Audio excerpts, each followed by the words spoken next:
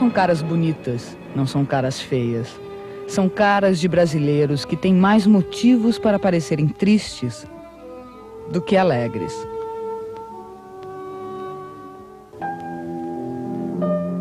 Aqui, na capital do Amazonas, eles vivem cercados pela floresta que vai sendo destruída e pela miséria que não para de crescer.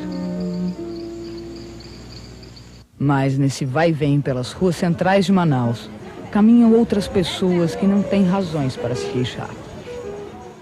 São os turistas. Eles vieram de longe só para fazer compras. Funciona aqui a Zona Franca de Livre Comércio. Sem pagar imposto, as mercadorias estrangeiras podem ser adquiridas nas lojas quase pelo mesmo preço que são vendidas em seus países de origem. Marcas famosas no mundo inteiro aumentam o contraste com a pobreza da maioria da população local que não está fazendo turismo. Assim como no comércio, as indústrias também não pagam imposto.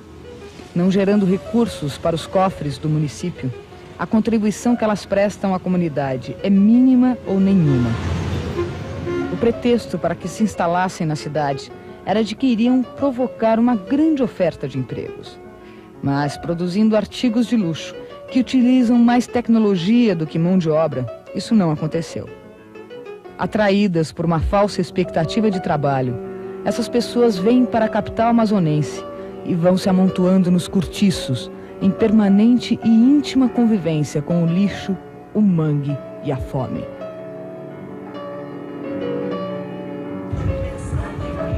Ou então, se refugiam na periferia, dentro dos cinturões de miséria que cercam a cidade.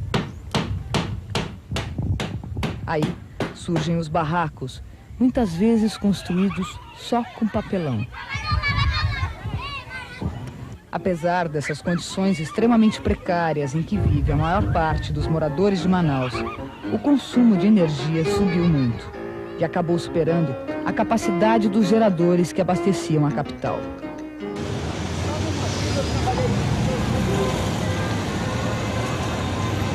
Isso ocorreu, na verdade, porque as fábricas precisam de eletricidade em volume cada vez maior. Sempre atento em beneficiar as grandes empresas, especialmente as multinacionais, o governo se apressou em providenciar uma nova fonte de energia para as indústrias. E assim surgiu Balbina. Construída a menos de 200 quilômetros de Manaus em linha reta, essa hidrelétrica logo se tornaria no maior escândalo ecológico acima do paralelo 13.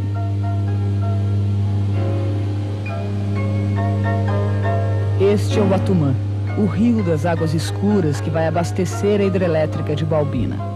Ele desce devagar pela margem esquerda do Amazonas, onde desemboca. Na imensa malha fluvial da região, parecia destinado a continuar meio desconhecido e intocado. Uma pequena veia de sangue negro atravessando o coração da Amazônia.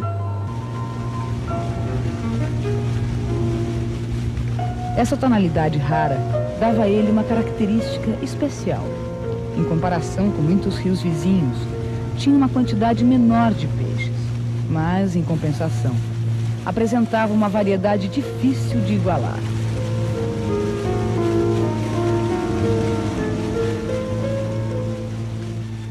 Insensível à riqueza natural do país, o governo brasileiro não se importou em destruir o Atumã.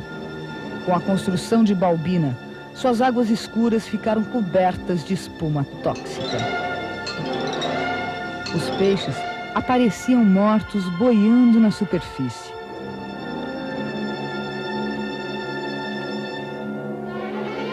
O rio havia sido atacado para morrer e não resistiu, deixando um rastro de desolação e revolta. Foi para mim uma tristeza do jeito que está agora a água. 52 anos que eu moro dentro do rio, nunca tinha visto isso. E agora está uma dificuldade perigosa aqui. Já pensou sair 6 horas da manhã para chegando agora com 5 piranhas?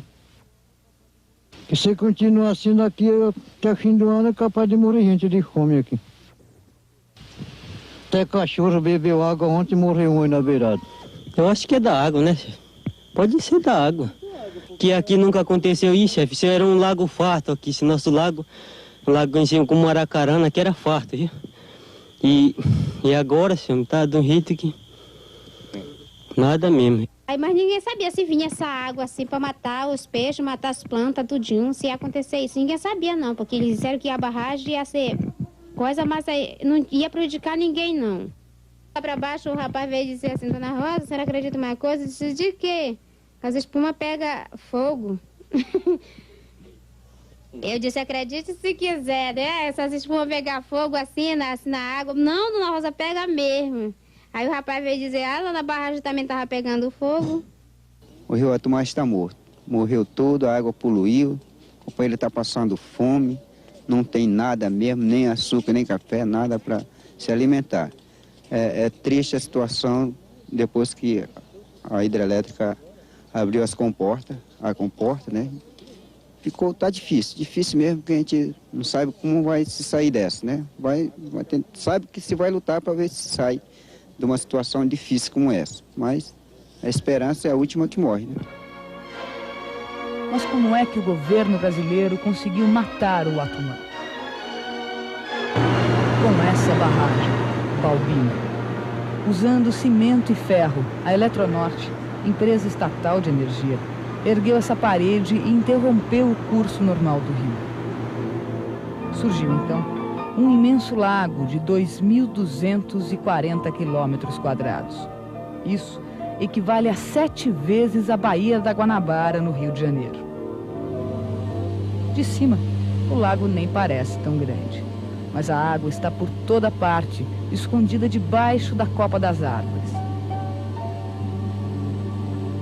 São mais de 500.000 hectares de terra, antes coberta de mata fechada, com seus bichos, suas plantas, suas flores.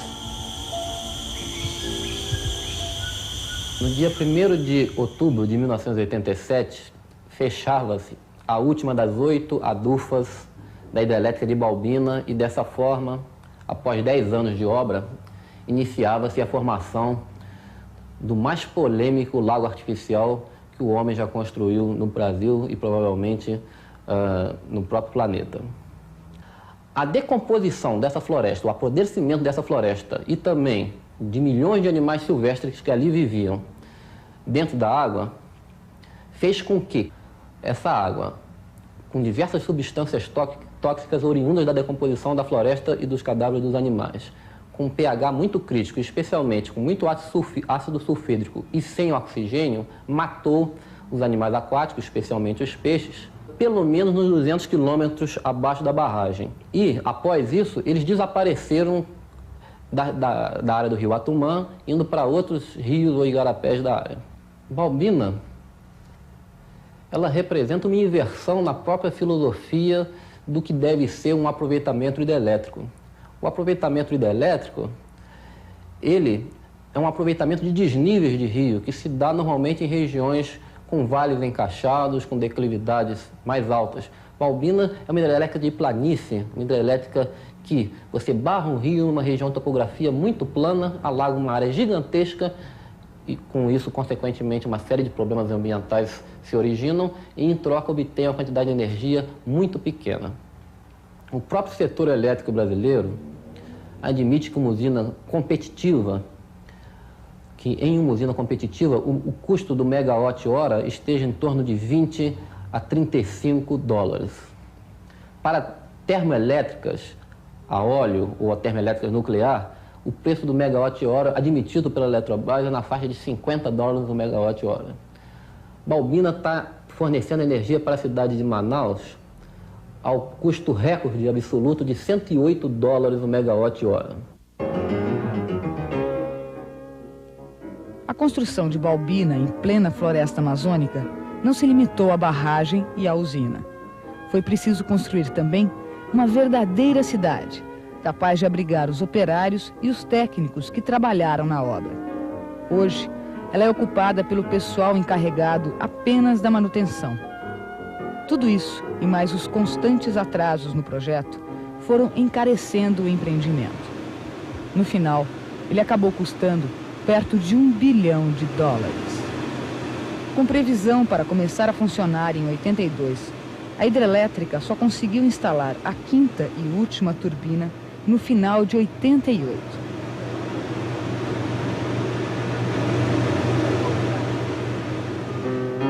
Uma vez concluída e em operação, a usina pode gerar, no máximo, 250 megawatts-hora. A média, no entanto, prevista para a geração de energia é bem menor, 120 megawatts-hora. Isso não representa sequer a metade da energia que Manaus vai precisar em 1995. Resultado, já estão pensando em construir outra hidrelétrica, a de Cachoeira Porteira, também em plena floresta amazônica. Mais uma Balbina. A Eletronorte, responsável pela obra, procura se defender como pode. O custo total da obra de Balbina está estimado em US$750 milhões. Considerando uma potência instalada de 250 mil quilowatts, isso dá um custo de US$3 mil o quilowatt instalado. É um custo relativamente caro, se comparado a outras usinas. Cabe analisar o porquê desse custo. A logística para a implantação dessa obra é muito mais complicada. Você está trabalhando no meio de uma floresta em que 90% dos materiais e equipamentos são oriundos da região sul desse país. Por outro lado, você tem que levar em consideração que Manaus depende única e exclusivamente de petróleo para a geração de energia elétrica. Ao você considerar a projeção de 3 máquinas trabalhando direto, você, em cerca de 1 ano, economiza próximo de US$80 milhões. Ou seja, praticamente em 10 anos você tem condição de pagar essa obra. Ou seja, você começa a ter retorno do investimento feito. E, por outro lado, você se livrou da dependência de petróleo para abastecer de Manaus de energia. Na tentativa de recuperar alguma coisa do estrago feito na natureza pela barragem do Atumã, a Eletronorte montou um laboratório na própria usina para analisar a qualidade da água. E desenvolve um projeto que pretende reconstruir o habitat das tartarugas que tinham nas praias do rio o seu local de desova. Esse rio Atumã, eu vim para cá porque ele é um dos rios onde a Podocnemis expansa, a tartaruga da Amazônia, ainda consegue sobreviver. Talvez devido ao fato do leito do rio ser muito rochoso, isso dificulta a captura dos animais na época da postura, onde eles são mais vulneráveis.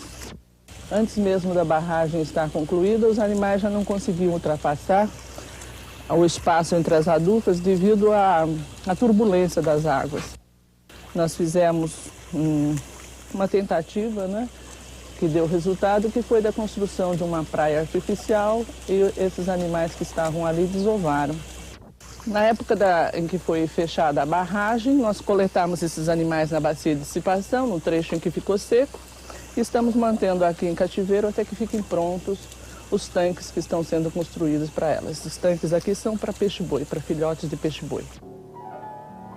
Por mais que a Eletronorte tente resgatar alguns exemplares da fauna e da flora levadas água abaixo, a vida nunca mais será a mesma no Atumã.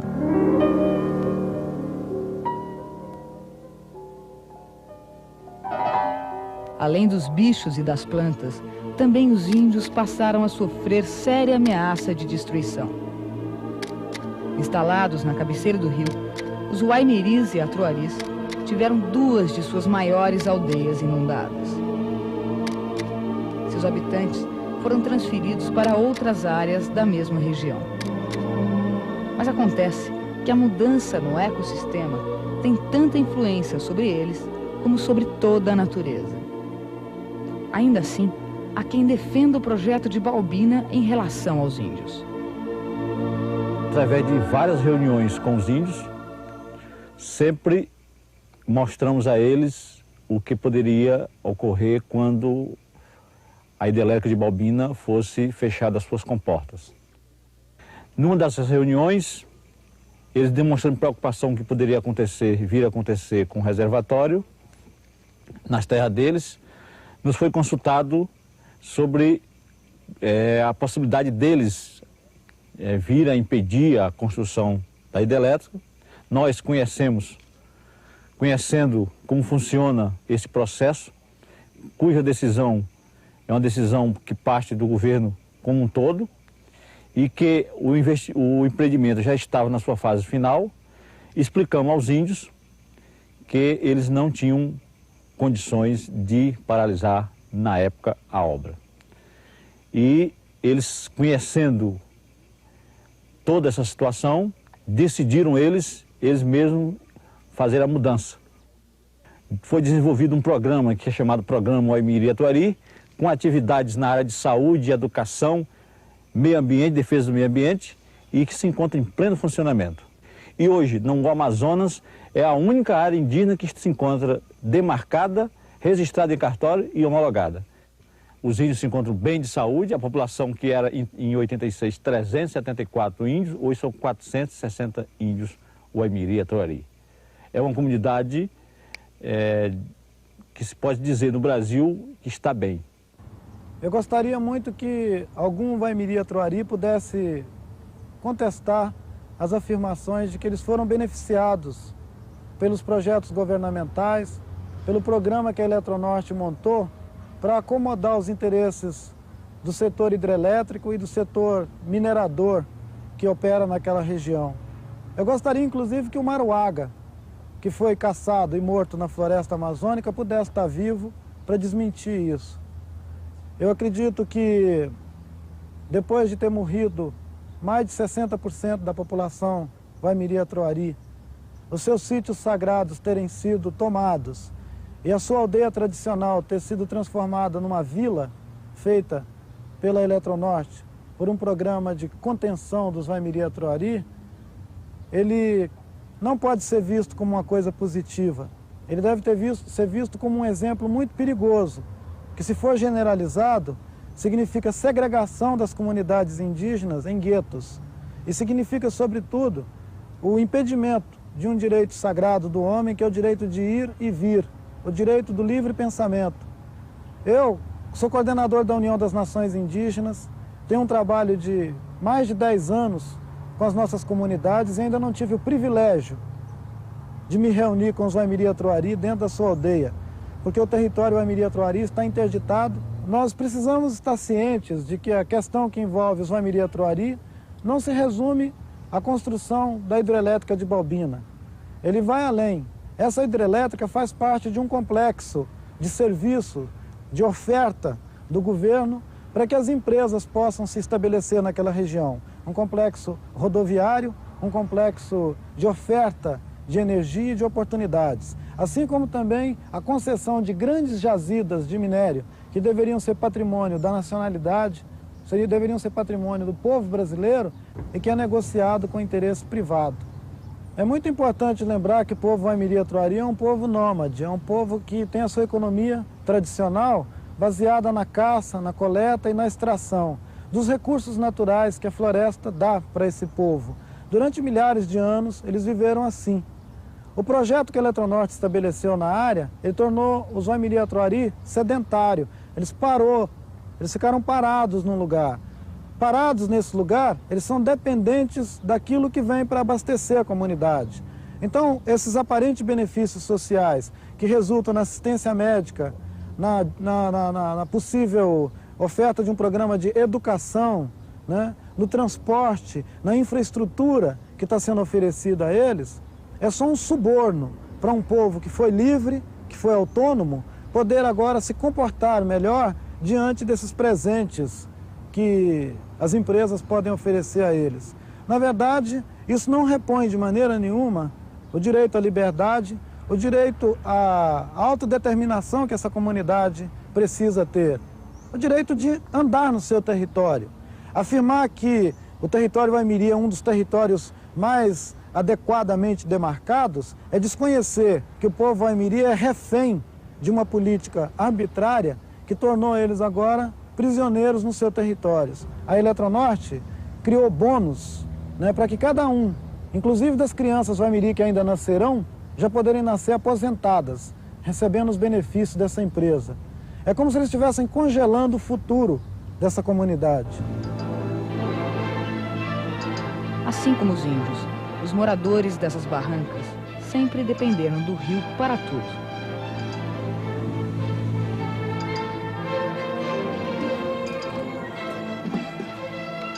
Daí, eles tiravam a água para beber. Aí, eles tomavam banho e lavavam a roupa. E daí, tiravam principalmente a sua própria sobrevivência. A água aqui era limpinha mesmo. Chovia, mas a água era limpa, né?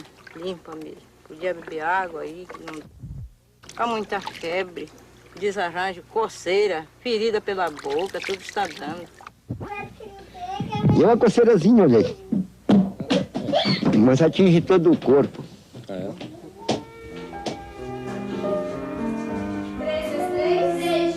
Nem todos, porém, estão insatisfeitos com a vida que levam. Eu gosto muito daqui. Aqui é uma comunidade muito bem agradável, né? As pessoas são todas bem unidas. E eu me sinto bem aqui. Aqui para nós aqui está muito bom, né? Está ótimo, então mudou problemas de saúde, escola, supermercados, hospital. Então aqui para nossa comunidade isso foi muito bom, viu? Enquanto alguns moradores mais próximos da usina se rendem à influência da Eletronorte, outros continuam reclamando da falta de condições mínimas de sobrevivência.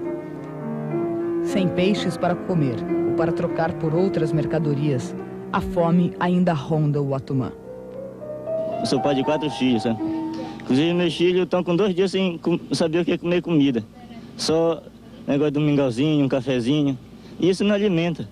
As crianças enfraquecem. Até a gente enfraquece também, que a vida da gente é a comida, né? Se a gente não comer, a gente morre de fome. Os peixes que estão nos lagos estão doidos. Tem gente aí pra cima que pega os peixes que estão doidos, diz que eles comem, dizem que não, aqueles que eles disseram para eles que aqueles que não estão ainda mortos, prestam ainda para comer. Aqui nesse rio eu me dei bem quando eu cheguei, mas agora estou me achando muito mal aqui.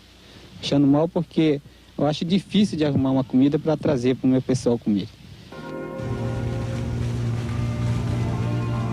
Quem percorre agora o Atumã não vê as espumas que cobriam o rio quando a barragem entrou em funcionamento. Elas foram embora na correnteza. As águas voltaram a descer pelo vale com a calma de sempre. Mas não são as mesmas. Escuras elas continuam. Só não se sabe com precisão por quanto tempo vão continuar mortas.